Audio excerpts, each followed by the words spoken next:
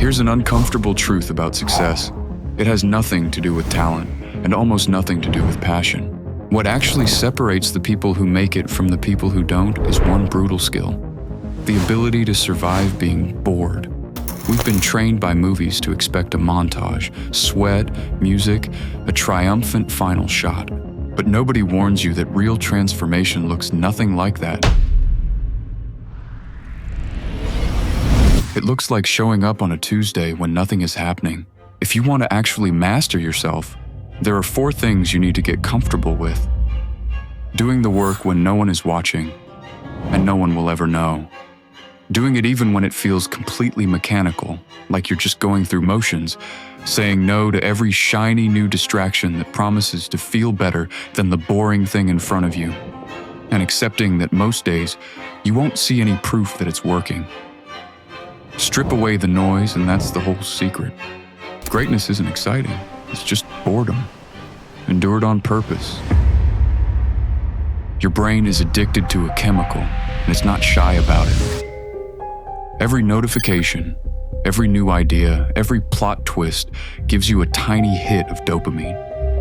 And real growth just can't compete with that, because real growth is slow and dopamine is instant. Think about a stonecutter hammering away at a boulder. He can swing that hammer 100 times and not see a single crack. Then, on strike 101, the rock splits clean in half. It wasn't that last hit that did it. It was the 99 before it that nobody saw. Marcus Aurelius used to remind himself of this every morning. When it's hard to get out of bed, tell yourself, I have to go to work, as a human being. He wasn't chasing motivation. He knew duty doesn't need to feel good to get done. Your mind will always look for an exit from monotony. Your job is just to stop giving it one. Stop thinking about your routine as a sprint. Think of it more like a canyon being carved out. Slowly, quietly, over years. Water doesn't cut through solid rock because it's powerful. It cuts through because it never stops. And something shifts in you once you actually accept the mundane. You stop needing to feel motivated before you act, which is good, because motivation is unreliable. It shows up when it's convenient and disappears the second things get uncomfortable. What you build instead is a habit so solid it doesn't care how you feel that day. A few ways to actually build that: look at your friction points. Anything that makes it harder to start the boring task, and remove them one by one. Block out time that's non-negotiable, where the only rule is you show up no matter what. And practice being bored on purpose. 10 minutes a day, no phone, no music, nothing. Small changes, but they rewire how you operate. Let me tell you about a man who actually lived this. His name was Epictetus.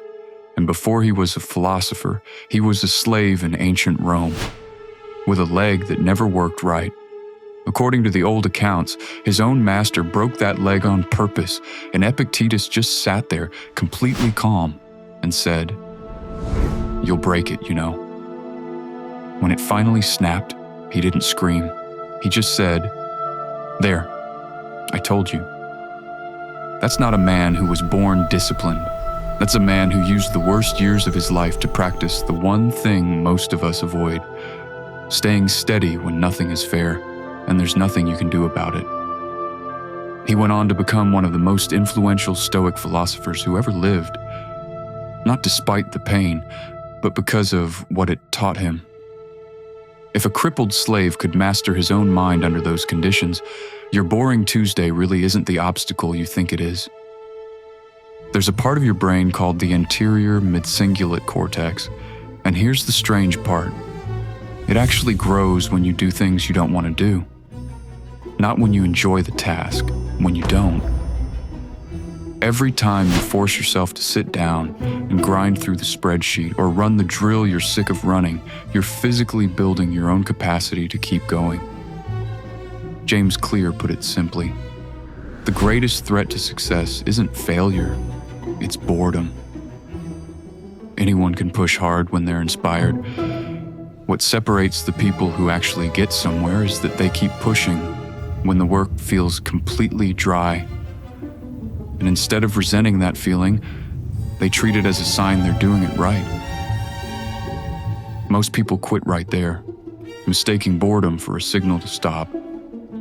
It's actually the opposite. It's the signal that you found the work that matters. Here's something nobody tells you about mastering the boring stuff.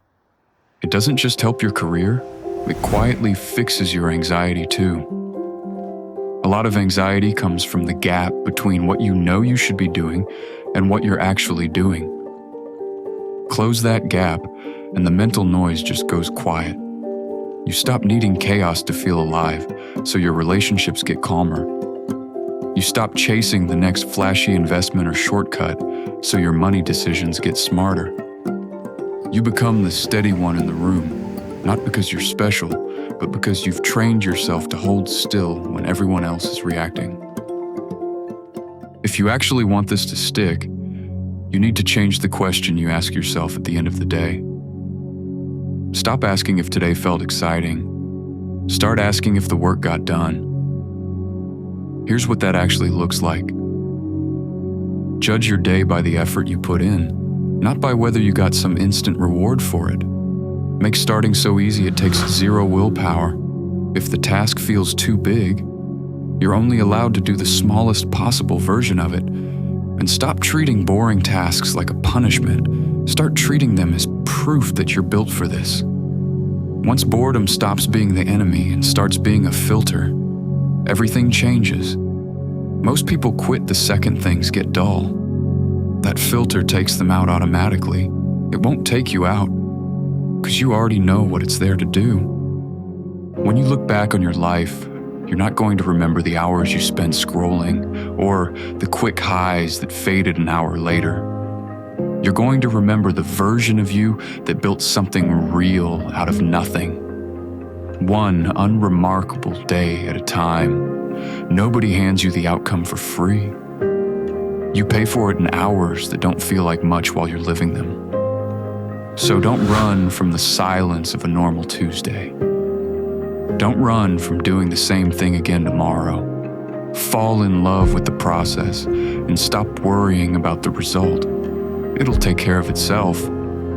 Tomorrow, when the alarm goes off and the excitement of a fresh start already feels a little less thrilling than it did last night, get up anyway, do the work anyway, and let everyone else wonder how you got so far.